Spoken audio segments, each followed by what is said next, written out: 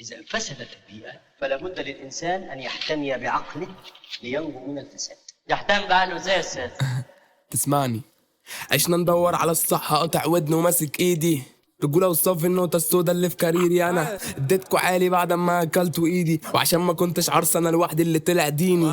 اللعبة فترة خاطف نفسي ومفيش فدية، قاعد على النص يا معيش وماسح كل الميديا. عارف لا عليا ومش هتكلم في اللي ليا، انا ما باخدش اللحمة غير لو طلعت مستوية. انتوا فاكرين انه من غير قصد، قلتها قلبها وما فهموش قصدي. وتجيبوا بسيرتي بس عشان اصلي، وانا من الجدول بيها اتضرب كل باشا مصري.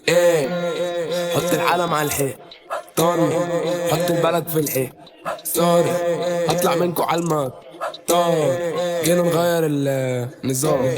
حط العلم على الحيط طاري، حط البلد في الحيط سوري، هطلع منكو على المطار واشرح، جينا نغير اخر واحدة ولع حالي.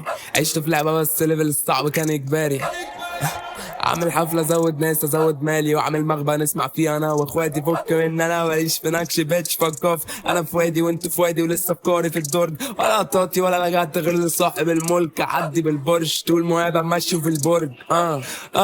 عايزين راحة البال يابا، عايزين صحة والمال يابا، عايزين صحبة الشاي يابا، عايز تفهم الناس يابا.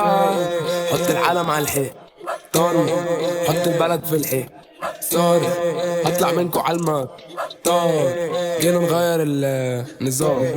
حط العلم على الحيط طاري، حط البلد في الحيط سوري، هطلع منكو على المطار واشرح، جينا نغير النظام. الإنسان بطبعه حيوان مستهلك، لكن إذا زاد معدل استهلاكه في إشباع رغباته لدرجة التفاصيل والنهم حياته هتفسد.